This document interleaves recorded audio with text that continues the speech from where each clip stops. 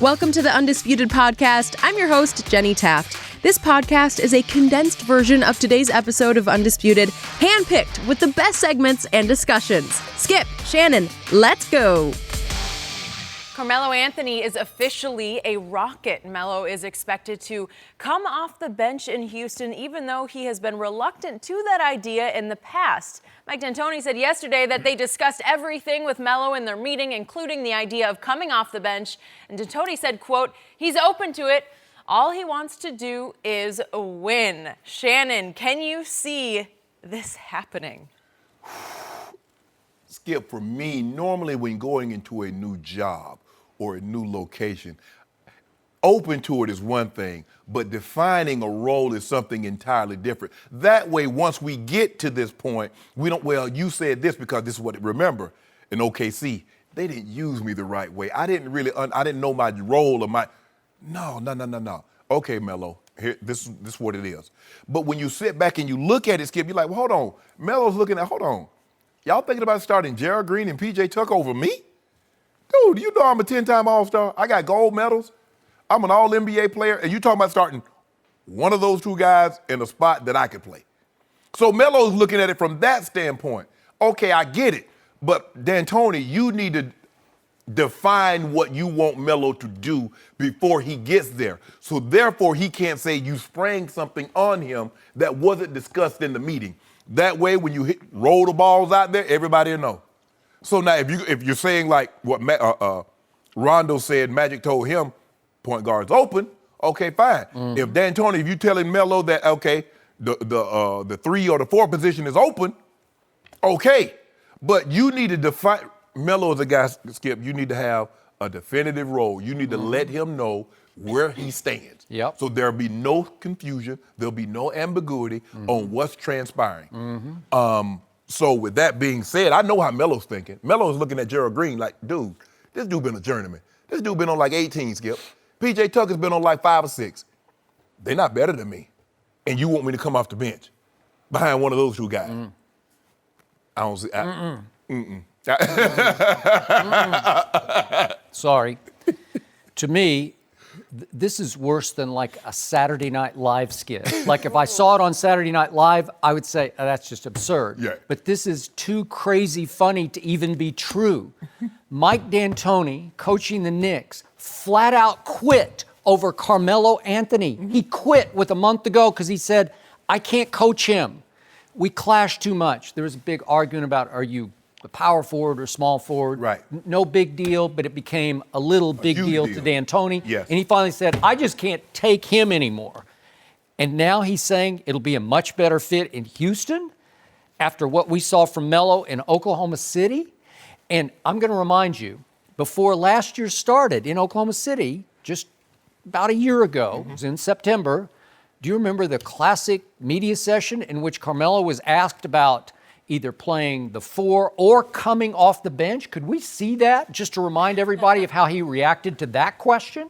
How do you feel about, starting at the 4 or the concept of starting at the 4 or even coming off the bench? And the second question is... Well, me? Oh. I guess that answers that part. I mean, I don't know where that started, where that came from. Hey, P, they said I got to come off the bench. I do. That's like it. Yeah. That's what you're going to get now. You think he's changed in a year? Do you think he grew up and said, I'm a bench player? No. And he's yelling to, hey, P as in Paul George. Right. I like that. Okay, so that's how he's going to think about this, to me. And I'm going to remind you, there's a record that he could set this year. It's kind of an out there record, but in available games started from the start of your career, when you're healthy or whatever, you're available to start. He has started 1,054 straight games that he was available to start. And that means that you weren't injured or ill before. And that's second only to Patrick Ewing's 1,118. So that means he's 65 games away from a record of sorts. It's not much of a record, but if I know Carmelo and I know him a little bit, I'm going to say he's aware of that and that he would be pretty proud of that. It's a little bit of a durability record, even though it doesn't account for injury. But every game you were available, you started. Until now, obviously every game you played your whole life. Right. From AAU, high school, through Syracuse. Correct. You started. Yes. And all of a sudden, to your point, Gerald Green's going to start? Or who's going to start? Tucker? I don't know. Really? You're going to accept that? So poor Mike D'Antoni is saying all the right things. He did the USA Today interview with Sam Amick, and he said, different points of people's careers or lives or circumstances, things are different. And there's some truth to that. Like you sort of make peace with where you are and you sort of live and learn and you forgive and forget. But just 3 months ago, Skip, he was unwilling to come off the bench in OKC. That's what I'm saying. Which means that's why they shipped him to Atlanta, and Atlanta bought him out. So, again, D'Antoni's saying, look, styles clashed in New York, and he said they traded away everybody and then for Carmelo and then expected us to win a championship. But Skip, let me ask you a question. How did you think you were going to get Carmelo? So let me get this straight. You were going to get Carmelo Anthony, not give up any pieces, and then go contend. Normally, that's what happens. When you trade for a superstar player, you have to give up pieces. And what they did is you're right. They stripped the New York Knicks of all the good pieces, but you wanted Melo. You knew that. But when Mike Woodson took over, what happened? I'm not saying they were a contender, but they won 55 games. Right. That's pretty good. Correct. Right? Yes. And they were a viable factor in the East. Okay? So then he's trying to do the comparison to it's like USA basketball. And D'Antoni has been an assistant coach on teams that Carmelo played for USA, like Olympic teams or FIBA teams. Right. But he's saying that when it's your turn, it's your turn. That's what you have to accept in USA basketball. And Carmelo's won 3 gold medals with Team USA. So let me ask you a question. Gerald Green and P.J. Tucker, which one of them is Kevin Durant, LeBron James, Anthony Davis? Which one of those are those guys? Because it's easy to take a back seat to one of them. I would agree. So then he made the Golden State comparison. He said, well, they had all those other guys, and you fit in Durant. I mean, if you're committed to a certain style and everybody's committed to the team, it works itself out. Skip, Durant is the second best player in the NBA. He's the first best, but it's okay. Whatever he is, whatever. I'm agreeing with you, that guy. Skip, He's that guy. We're finally on the same team here, and you about to ruin it. Okay, I didn't ruin it. I just put it in context. I had to put it in context. But the point is, they all sacrificed because he's that guy. Yeah, they all agreed we need that guy to get over the top, right? Skip, it's a different ball game. Kevin Durant walks in the door. He's the best player on Golden State team. Carmelo Anthony walks in the door. He's not the best player on the team. Nope. So it's easy for everybody else to make those concessions. It's easy to make the concession when LeBron James, Kevin Durant, Anthony Davis are at the 3 and the 4 position. Yep. So it's easy for Melo to come off the bench. Melo's looking at me, hold on.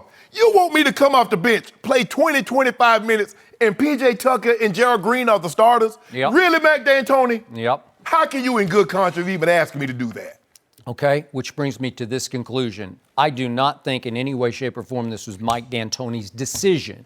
I think it was the GM, Daryl Morey, who is the boss, who is in charge, and he tweeted something about what a long quest this has been to get Carmelo here. And by the way, it's the worst kept secret in all of sports. It went on for like 3 months, and it finally... Well, this was last year, Skip. They tried to get the deal done last year, so this was over a year in the making. Yeah. So Daryl Morey said, I want him. D'Antoni, you coach him. You figure it out. You're the coach. That's your job. You play with the chemistry. You experiment. And then you finally say, oh, this will work.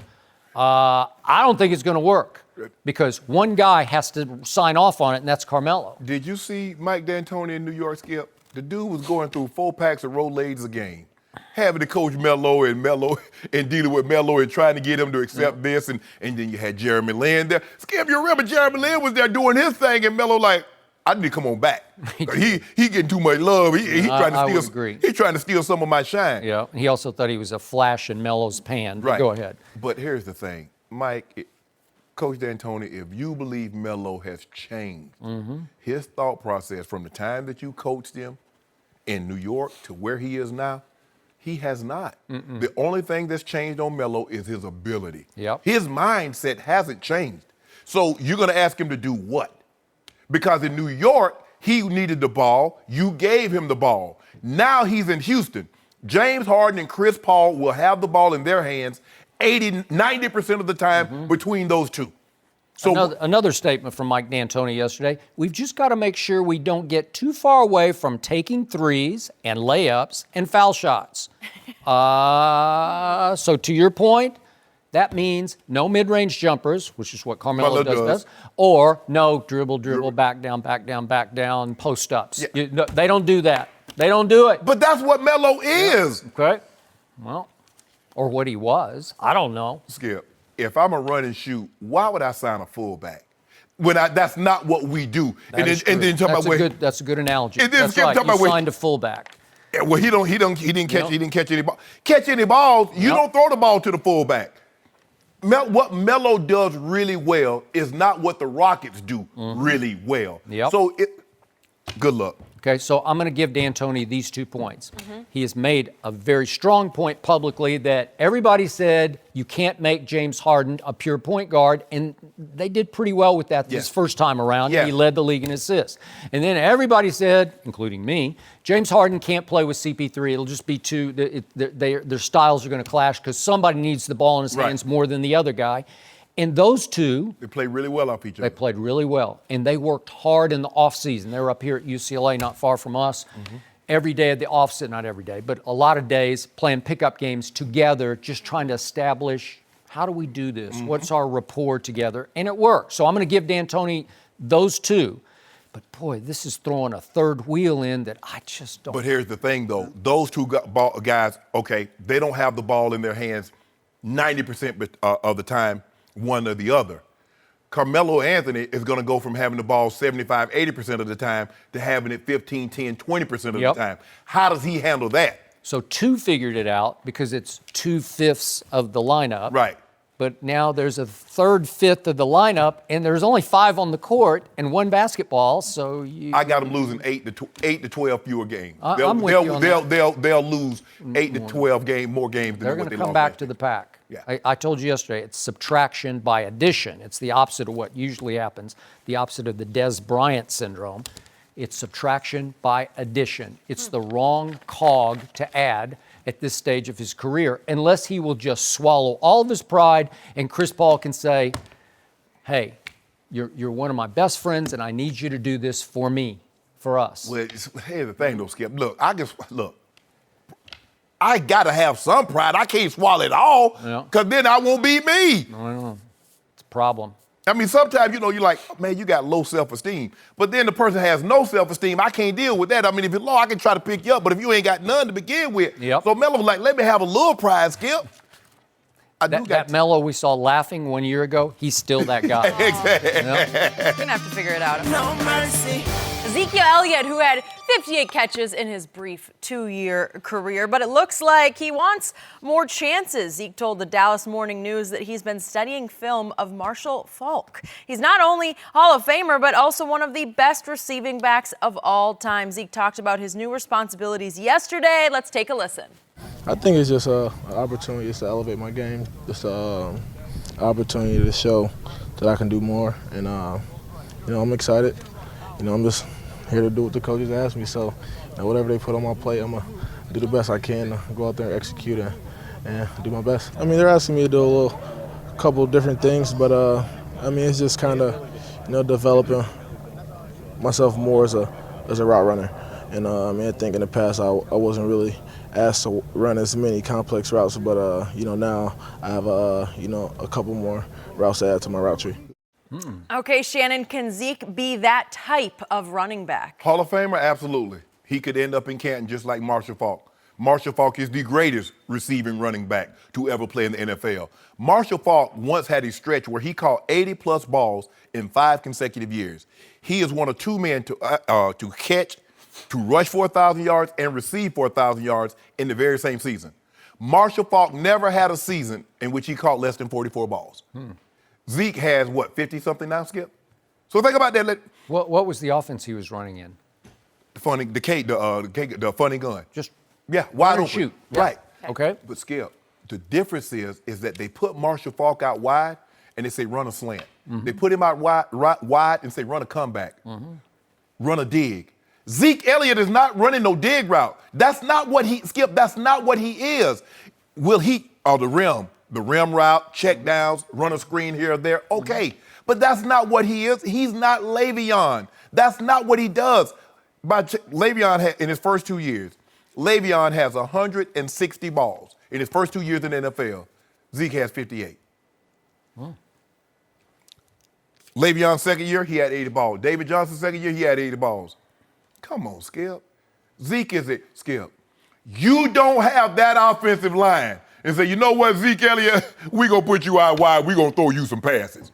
You got that line to turn around, to have Dak Prescott turn around and say, here you go, big fella. Eat. That's what you want to see. You want to see him doing this. Skip, he's not Marshall. Marshall is a different animal. And when you got Isaac Bruce, you got Torrey Holt, you got Azahir Hakeem, you got Kurt Warner, who's in the Hall of Fame, one of the most accurate quarterbacks. Think about it. Marshall Faulk in 1999, Offensive Player of the Year, MVP, Offensive Player of the Year, Offensive Player of the Year. So 3 straight years, he was Offensive Player of the Year or MVP. That's what he was.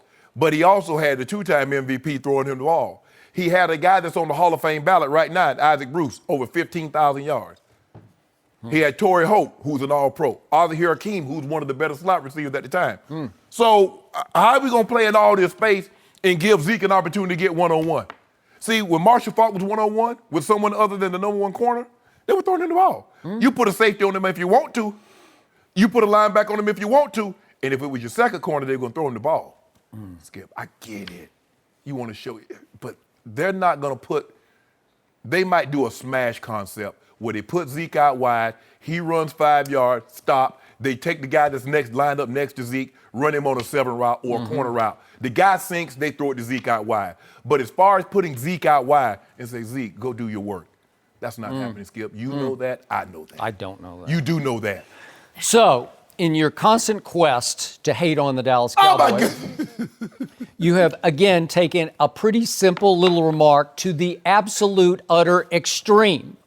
You're saying he wants to go full on Marshall Faulk. That's not what he's saying. He just wants to add a dose of Marshall Faulk to his repertoire, and it's like adding icing to the best running back cake in the National Football League. If you take the icing away, if you don't put a dab of icing, it's still the best running back cake. Not. Yes, it is. No, it's not. Yes, it is. So I don't care. I don't care if he catches a ball or not, but I have told you, he doesn't have just good hands. He has really good hands. His hands are at least as good as Le'Veon Bell's. And by the way, Ezekiel Elliott runs 4.4, and Le'Veon, your guy, runs 4.6. Yeah. 4.6? And really? one guy catches 83, 85 passes. It's because I guess they don't trust Le'Veon as a running back enough. man runs for 13. That's all I can figure out. He's not that guy. You're disqualifying your own argument. You see what you did? Well, what did you tell me? You got that line, you got Zeke, just hammer him, right? Skip. Hammer Le'Veon. No. Hammer him. But they don't have the same offensive line as the Cowboys.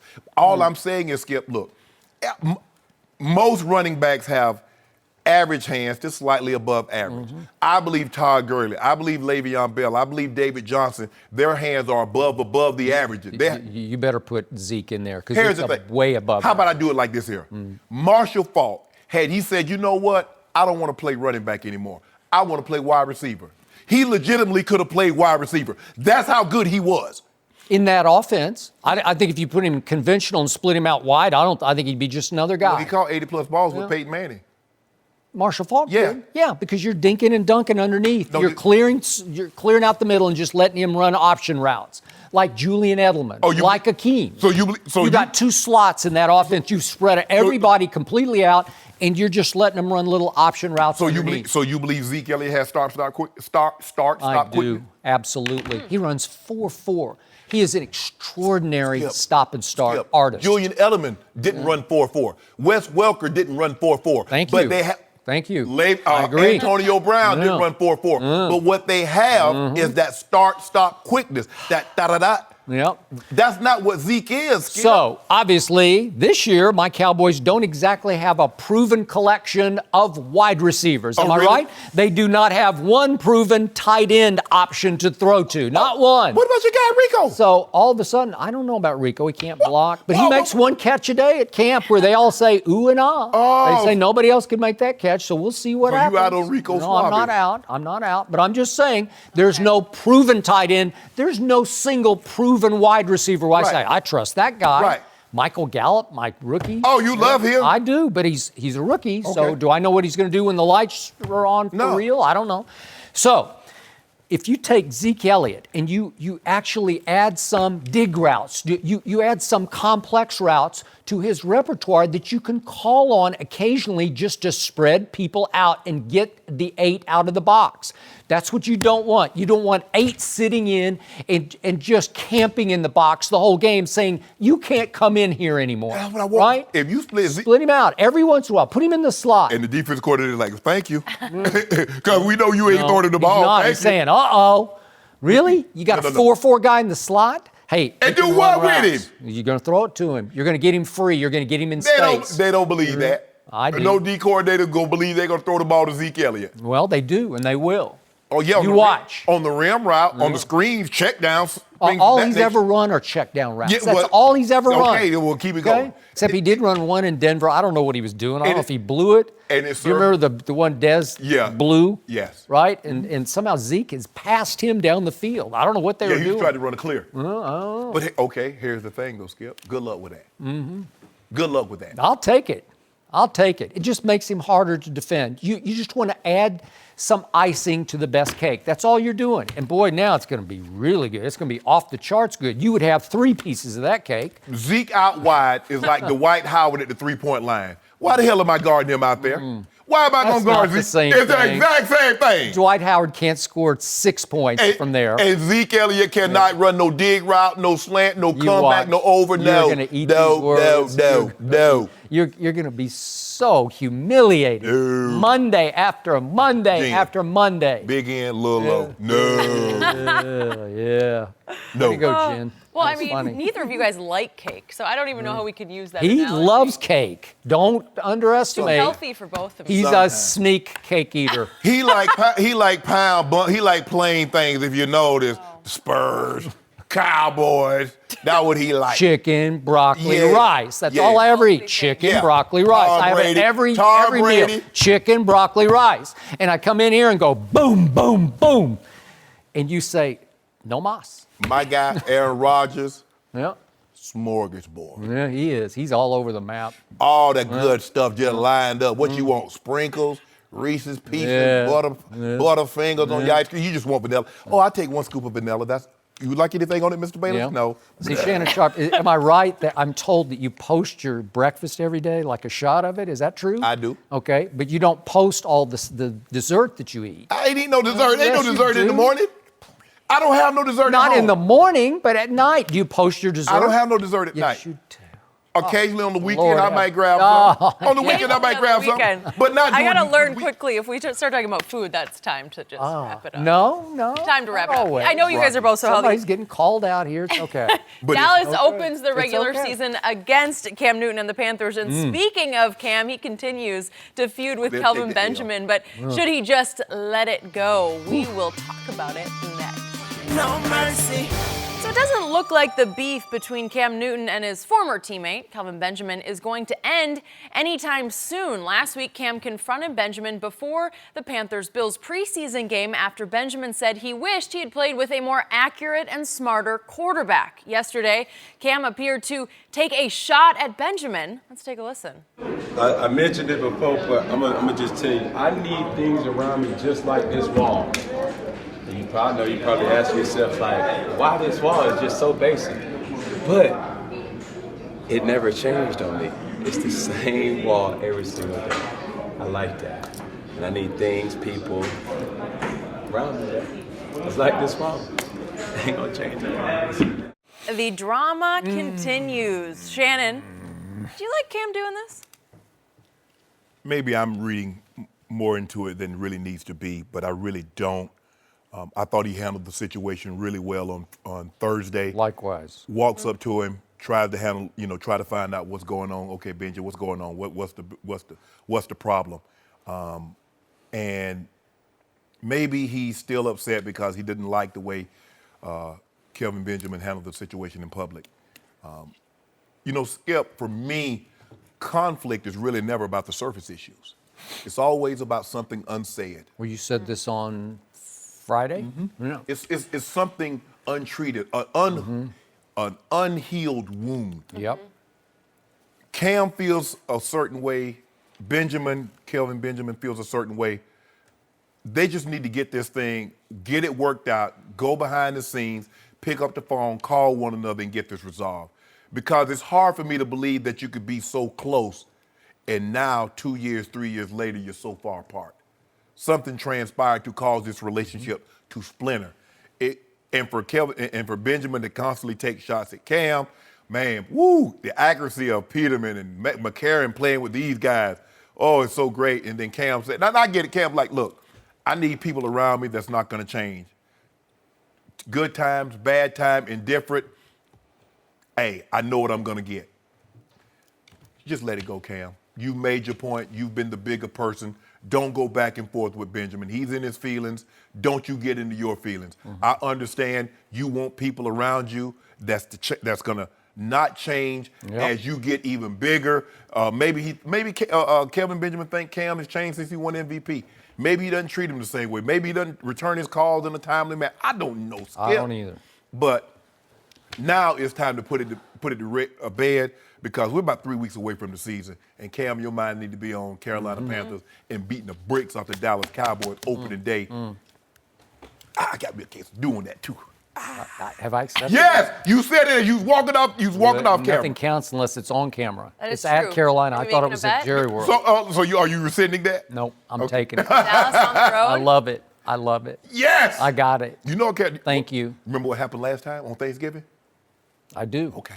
Who was the Writing it quarterback? down. Who's the quarterback on Thanksgiving? Who had just come back from broken collarbone? Wasn't that Cam MVP season? Tony Romo came back. How many pick sixes did he throw in that game? 2? What did he throw? 3 interceptions? And then they yanked him after like 2.5 quarters? No, he got hurt again. He got hurt. Right? All I'm saying is It was a Romo special. Cam put on a show. Yeah. That was Cam was hitting. Hey, that team put on a show every game that year. They did. Didn't they? Yeah, go put on another one. Love this. Love this. Okay, back to Jenny's question, or Jennifer's question, or Jen's question, or whoever she is question. I don't know which is JT's question. It's really stressful.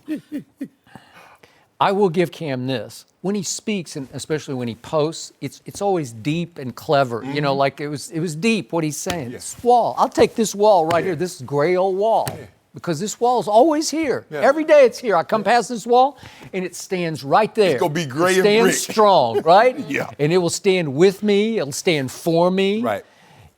It's my friend. This Right. wall is my friend because it's my teammate, right? Yep. But to me, my takeaway from this is advantage Kelvin Benjamin. He got him. He got him good. And as you said, he hurt him. This goes way deep in Cam. But he got under his skin and he got in his psyche, and it just pains me to see Cam hang on to this long. Like he can't resolve it. Right. He got the face-to-face, but Kelvin just blew him off, just Right. walked. He wouldn't even look him in the eye, right? And Cam was the much bigger man, and I call that literally and figuratively. He just looked bigger than Kelvin, and he was acting bigger than Kelvin because he did it the right way. Put his hand behind his back like, I don't want to fight. Keep his earbuds in, you know, just like, I'm just being me. I just want to talk. Thomas Davis, you get out. Yeah. Just us two. Right. Nope, Kelvin wanted no part of it because he was running from it just the way he took from a distance shots at Cam that he shouldn't have taken. It was ugly. You can't do that. But for Cam Newton, let it go, man.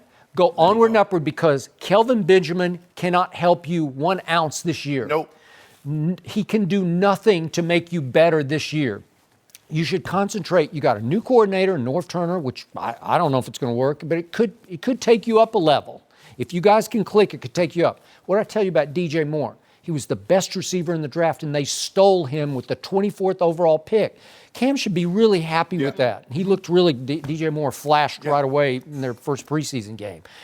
And you got a chance. Christian McCaffrey, who you loved last year, he's a sophomore now. You know, like he got the rhythm of it last year, and he caught a bunch of balls for Cam last year. So all of a sudden, you have a chance to take it up a level, right? Take your completion percentage up a level, take your whole game up a level, because it hasn't been great the last couple of years since your MVP year. Right. Okay, that's all you should worry about right now, because that wall is still with you. It's not going anywhere. But what you got is Norv, and you got DJ, and you got Christian McCaffrey. And you go onward and upward. Right. You can't let, you're showing weakness to me. You're even showing your team, because you're the face of the franchise and leader of the team, you're showing them, he got me. Yeah, I would have. Once I tried to meet with him on the field, that would have been the end of it. But, you know, Skip, sometimes the hardest thing is waiting for an apology that will never come. And as you point out, I think they were really, I think Cam kind of took him under wing, and they were very close. Okay. And Cam, for the life of him, he can't understand. This is betrayal, man. Right. This is deep.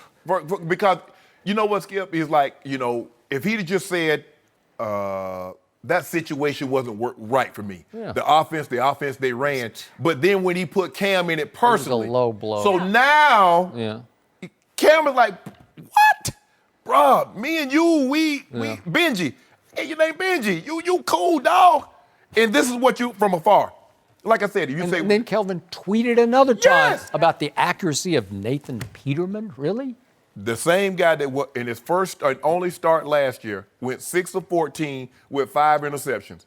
Now, he was 11 of 14, but 5 of his completions, Jenny, went to guys that were not on his team. So that's not a good thing. So he is accurate. I give him credit. Kevin, you on to something. But a lot of those completions he's getting, they're not for you. This is Cam done with it. I'm trying to get that font. I'm trying to get that font like Cam got on his IG. I'm trying to get, how to get that font. What? I don't know what you're talking about. No, Cam got a certain kind of font. Like a special font? Yeah, and I'm trying to get it on mine. We gotta ask be all the kids. cool. We're way too old. Get all cool like Cam. Yeah, I'm looking at my food. I had grapes, had egg whites, oatmeal. Oh, he's back to the blackberries and some orange slices. Well, you have the same thing every day. Then I look the same every day.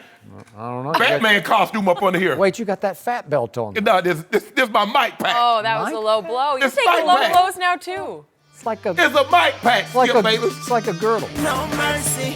Well, for months, we've heard stories of friction between Tom Brady and Bill Belichick, but right now, the coach and quarterback are acting like everything is fine. This morning, Brady was on Boston radio station WEEI and said that he gets along with Belichick. Brady also called Belichick the best coach ever and added, quote, "I think our priorities are the same that they've always been."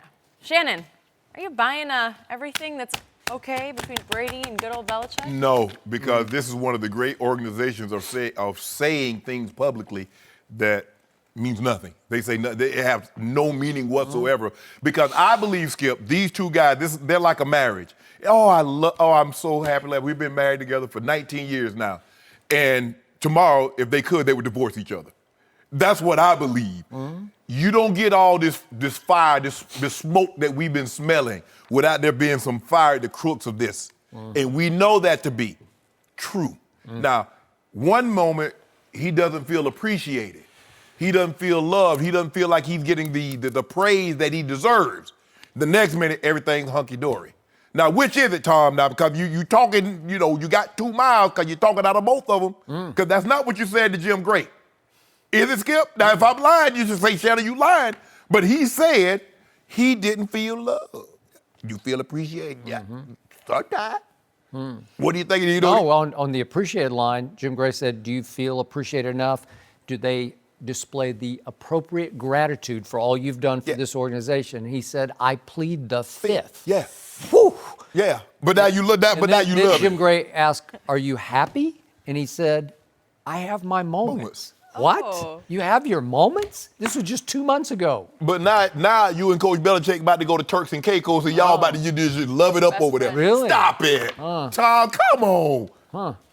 So in the bye week, they're gonna be on a yacht playing catch. Yeah, somewhere over in exactly. Can you Italy. imagine? That'd be a great PR stunt. It never happened. And I'm going to remind everyone, according to the ESPN report, which I am going to take to the bank, Bill Belichick was fully prepared to go forward with Jimmy Garoppolo as his starting quarterback right here and right now. Now, this was last year at the trade deadline, and Robert Kraft intervened and for the first time ever said, nope, I'm making this football decision, not you, Coach Belichick. You will trade Jimmy Garoppolo, and you will go forward with Tom Brady. Let's just do the hypothetical. What if Bill Belichick had been given his way? That would mean they would go to the Super Bowl. Tom would throw for 505, but they would lose because they gave up 41 points on defense. And then I guess you'd have to push Tom into the sunset, right? You just have to release him. Right. You would have no choice. I don't see how you could keep both those quarterbacks with Tom as the backup. Would you do that to him? He's not going to sit still for that. Or you'd have to trade him like they did Joe. Remember, they traded Joe to Kansas City. Or you could just release him as a parting gift and say, you go choose where you want to finish. Nah, you want to trade. You want to control that. You really don't want him to go well, Miami or somewhere. Would you want to give him away to somebody like the 49ers, to which you gave Jimmy G for a second-round pick? Yeah, I'd put him in San Francisco. He's close to home. 49ers was his team growing up. I told you before we knew Jimmy G was going there, I thought that would be a great last hurrah for Tom Brady. Yeah, right? it just doesn't. I mean, the thing is, Skip, if Tom Brady would not go overboard with his praise and adulation for Coach Belichick, it might come off as believable. But one moment he's like, I don't know. And then the next minute he's just like fawning all over him. Yep. So, I mean, the wave is just so big in between. It's like nobody's believing that, Tom. You just got to be one. I'm not saying you just got to be like you always be, which is right down the middle blonde. Golly gee whiz, Tom. But then one moment you're like, I plead the fifth or whatever, and then the next minute, he's the great. Okay, but I feel kind of... Okay, to your point, you always say I give 5% of the credit to Robert Kraft. Oh, yes. Well, Robert Kraft was the MVP of the offseason because they had some powwow. They had some sit-down. I don't know the details, but they said they were going to do it, and I'm pretty sure they did it. The thing that I know most about Mr. Kraft, and I don't know him well, but I know him well enough and being around him and talking to him, he is a great communicator. And if you sit down with him and talk to him long enough, he can convince you that this is the right thing to do. So he convinced those two guys face to face, probably just the three of them at dinner. Maybe Jonathan Kraft went also, I don't know. Yep. But he convinced them that 2018 could be good for you and it could be good for you because we're still good enough for both of you if you'll just make some peace with this. You can go win another Super Bowl, right? I'm not saying we're going to have to go on vacation together. I'm not saying we have to like each other. But we do have to respect each other and get along well enough to accomplish this thing. Because Mr. Kraft knows, everybody knows, Skip, once this thing dissipates, be it Coach Belichick leaves, Tom Brady leaves, you're never going to see it again. All bets are off. You're just back to the rest. You're fighting just like the rest of them. Exactly. So Tom Brady said all the right things as usual. He is the pro's pro when it comes to doing these interviews. Yes. But he said, I think our priorities are the same. And that's it. It's as simple as that. We're here to win. Okay? But Coach Belichick's priority changed in one slight, Tom. He was willing to continue to win without you. He was. Your priorities, you still Clearly wanted to was. win, but Coach Belichick wanted to win without you being there. So now let's analyze Coach Belichick's radio comments on WEEI, which were uttered a day ago on Monday. He said, and I quote, I have a lot of respect for Tom. Well, to me, that's damning with faint praise. He didn't say, I have the utmost respect for Tom. He didn't say, I respect Tom more than anybody I've ever coached. He didn't say something glowing about Tom. He didn't put him on the highest pedestal. He just said, I have a lot of respect for Tom. It's kind of just... Didn't that go without saying? It's like, okay. And then he said, we've won a lot of games together. Okay? He's just saying, I'm in this, right? Yeah. And I hope we can win some more together. Okay, that's from Bill Belichick. Well, if I'm parsing those comments, I'm saying, I don't know about this. This doesn't feel that great to me.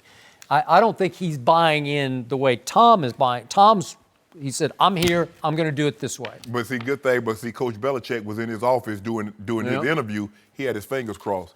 I hope we win more games together. Yeah. I have the utmost respect. Well, he didn't say he utmost. didn't say utmost. He said to have respect. And that's Yeah. the difference, right? Yeah. Just that slight difference. You know, I have a lot of respect for Shannon Sharpe. Oh. Oh, you didn't say utmost. I have the Read utmost between the respect. lines there, That's too. okay. That's okay. I've got a lot of Being old respect for you. Being old JT, we hold it out over I'm here. never going to get any kind of JT, what is she fist bump. now? It's just- JT. JT or Jen or Jennifer or I just call her Jenny, but We make it up every week. I'm not that close. No mercy. The Big Three playoffs gets underway Friday night on Fox. Loved watching that. We are joined by the man that started it all. Ice Cube, thank you for coming back and joining us on Undisputed. So, what are you looking forward to with the playoffs? Oh man, just hard-nosed basketball. You know, we got Power, number 1 seed versus Tri-State, the number 4 seed. But Tri-State beat Power earlier this year, so that's going to be interesting. Then you got Three-Headed Monsters versus Three's Company. That was a close game, was 46-47, and then Jamario Moon hit a 4-pointer to win the game. Saw it, yep. So we expect exciting games this week in Dallas. So are you happy with this year that to me, again, from a distance, it just feels like Big Three became a thing this year. It became an entity unto itself, that it's on the map. Yeah, I'm extremely happy. I think we've taken a leap forward as a league. Our players are better, more in shape. We got bigger names. Being live on Fox and FS1 has been an incredible leap forward for the league. And the reception from the audience. People thought we were going to be a nostalgia league, but actually you have, kids dragging their fathers to the games. And so, people realize 3-on-3 is a young sport because the youngsters play at school all day. So it's just, it's been, a great progression for the league. Are you hoping to get more and more stars as they step away from the NBA? Yeah. Oh, yeah. Next year we want to try to expand to 12 teams, hopefully play 2 nights a week, 3 games a night. So we want to open up room for more, names to join, more players, guys that's ready to play. We had so many guys last year at the draft who didn't make a team, but have the talent. And so we want to just have enough room for all that talent. And again, how much does all this, you've done so much in your career, how much does this mean in the grand scheme of things to you? Oh, this is one of the, highlights of my career. I mean, when I first got into music, just that ride, NWA, going solo, and then getting into movies, Big Three Friday? You saying Big Three Friday? That what you trying to tell me, Q?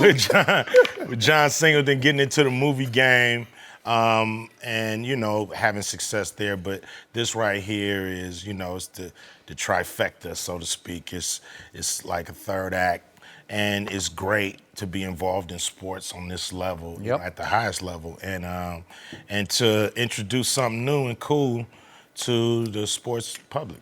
Well, we also want to talk to you about your Lakers. And really one of the big questions heading into the season is the relationship between LeBron and, yes, the always outspoken LaVar Ball. LaVar was on a radio station here in LA the other day, had an interesting take, and we're going to listen to it now. That's not LeBron's team. Hey, he got a LeBron's team. He ain't homegrown. LaVar. You can say what you want, but we know what it is.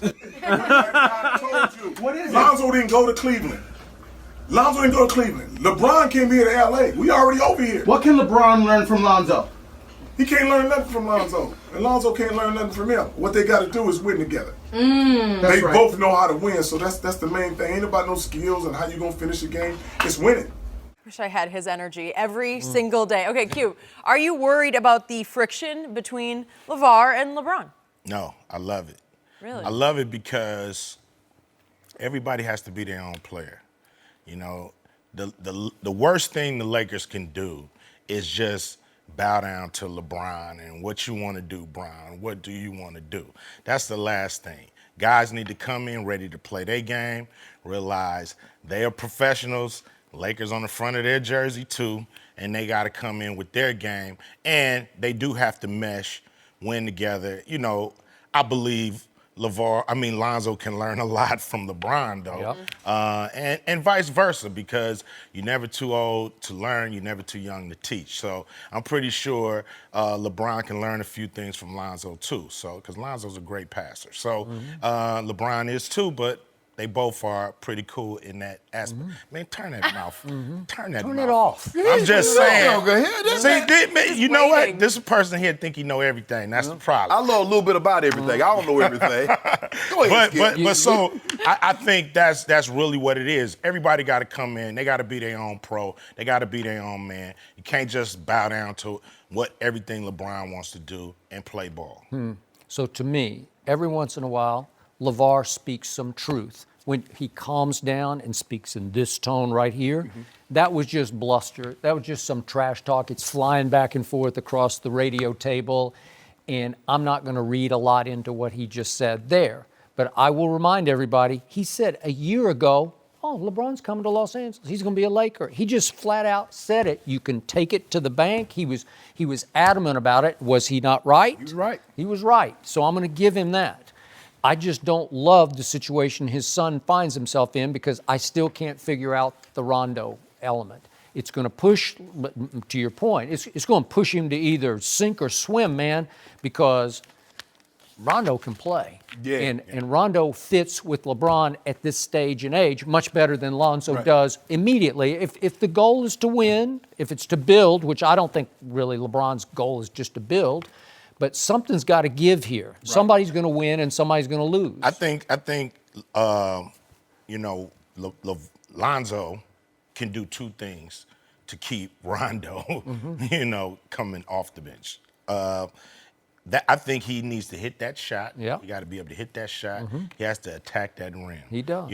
Those are two things he can add to his game to keep him on the floor. Because to me, he's pretty damn good at a lot of things. He is. And those two things, if he gets better at, he'll be, to me, a premier point And he's also 6 feet 7 inches tall, and Rondo's about what, 6'1"? Yeah, 6'2". I don't think 6'1", 6'2". Yeah. You know the thing, this is uncharted territory for LeBron, playing with such young guys. LeBron likes veteran guys. He ain't got, because remember when he went back to Cleveland? Y'all need to get rid of Wiggins. Y'all need to get rid of all them young guys. Y'all need to give me veteran players. So now he's going to have a second-year Lonzo, a second-year Kuzma, third-year Ingram, a lot of young guys. And this is really going to test his patience. You say he has patience and he's willing to wait. We're about to find out just how patient he can be. Okay, but you got your vets if you want to play them. You got 4 of them. But no. Those vets are not going to play heavy minutes. I don't know. No. You don't think Rondo? Rondo might. I believe. I know Rondo said he don't have a problem backing up, but Q, when you got that mindset, when you've been the lead singer of a band, you ain't really trying to go to another band and sing backup. You want to be the lead. I think he's there to put that pressure on Lonzo. Yeah. I think Rondo is there to put the pressure on Lonzo to show him what it takes to be a champion. And so I like it. I like the pressure. Sink or swim. Sink or swim. You believe he gonna rise to the occasion? I believe so. So do I. I believe so. I mean, it seems like he has a father who demanding is the wrong word, but very influential in his life. He exerts pressure. He could take that pressure. If he could take that pressure all day, he could take what Rondo gets. All I know for sure is somebody's not going to be happy. Either Rondo's not going to be happy or LaVar is not going to be happy. Am I right? Yeah, maybe. You never know. I know the best man should play. And if you're not happy, get to practice and show the coaches why you should be in there. Well, we already know there's one job that's already taken. It's etched in stone. One job is. Well, I hope so. You're taking credit for that? Everybody else fight for the minute. I hope like you say, get the look here. First of all, if he that dog like you said he is, and Cube said he is, and his dad said he is, why are we even having this discussion? Because they went out and got Rondo. Whoa. Why would you do that? Who led New Orleans' playoff run past Portland. When you was in NWA, were y'all going out and signing new rappers to the group? Or you had what you had? You were good, right? Okay then. Okay then. Good enough. I like that. They ain't gonna get Scarface the same with NWA. They actually had too many stars. Y'all ain't gonna get Tupac the same with NWA. Every pencil needs to be sharpened. Yeah, but now that all of a sudden he's supposed to be the number 2 pick of the draft. He transcended. He's Magic Johnson reincarnated, and they go get this guy. Something ain't adding up. I mean, he never said that. That's stuff be coming out your mouth. What? That is correct. All I'm saying is they went and got the guy for something now. Yeah, I know. I mean, they got the guy, to me, to show their young player how to win that chip. Oh, really? That's what they got him, bro? I believe so. Do you think LeBron has any respect for Lonzo? I think he thinks he's a good player. I think he thinks Rondo's a better player. You think so? I do. I think he'll have respect for any player when he go like this and that ball hit him in the hands. That's who he'll respect. Rondo's led the league in assists 3 times. If he go like this and the ball hit him in the hands, Rondo been a champion. That's what he is respect. I understand. Don't you want somebody that's been on the stage before and been in the studio? Yeah. Oh, that man been in the studio. Drop the hot track. Do you have any idea how hard to coach Rondo is? He Yeah. is tough, man, because he thinks he is smarter than the coach, and probably he thinks he's smarter than LeBron James. And I promise you, if he plays high minutes, he and LeBron will clash. They will clash because he's clashed with everybody he's ever played with and for. Everybody down the line. Just look it up. What's he been with? 4 teams in 5 years? Sacramento, Dallas. Dallas just say, no, we're going to pay you, but go home. Okay. Boston, and New Orleans. Yeah. So, what is 15? Oh, I don't know. You know Well, what? maybe he's looking at it like, you know what? I hadn't found a steady home in a very long time, and the teams keep changing, and the common denominator is me. So maybe I need to reevaluate how I'm doing things. Okay, you grow up, you get a little more mature, you understand the situation. He might feel great about going back to Boston and winning a championship in a Laker uniform. That might be his motivation. That might be his motivation. So what you keep overlooking about Lonzo Ball is not only is he gifted, but he's completely unselfish. He's a dream to play with, just a dream. He's not going to battle you. He's not going to clash. He doesn't need credit. Man, he's cool as a cucumber, man. He is. Here's the thing. I mean, with all these firestorms going on around him, he just goes out and plays. He's not caught up. Everybody talking about it. It's easy to be unselfish when you can't shoot. It's easy to be the backup singer when you can't sing. Teddy Pendergrass got tired of being that. I know, but in singing nothing wrong with playing your role, brother. Yeah. But that's what I'm saying. It's easy to be when he was Harold Melvin in the Blue Notes. Well, once Harold Melvin found out he could sing and he wanted to step to the front, you got to go. But what happened to Harold Melvin? That's what I'm saying. When they got rid of Teddy Pendergrass. Well, see, it was cool. It was Harold Melvin in the Blue Notes featuring Teddy. But then when Teddy got first, he like, oh, whoa, wait a minute. Okay, but you just dismissed Lonzo Ball as a Blue Note, right? No, he's a gifted Harold passer. Melvin. He's like once a generation. He could be Teddy. Yeah. Oh, no, Teddy just came. LeBron, Teddy. Oh, Lord. LeBron, Cube, now you need to stop. Let's get our references up to this. I know. Wait, they ain't no more groups now. Everybody go solo from the jump. Ain't nobody starting out. It's hard to cut up that money 5 ways. No mercy. Thanks for listening to the Undisputed Podcast. I'm Jenny Taft. Join us again at the same time tomorrow morning, 9:30 Eastern. We'll see you then. Fox Sports 1 of 1.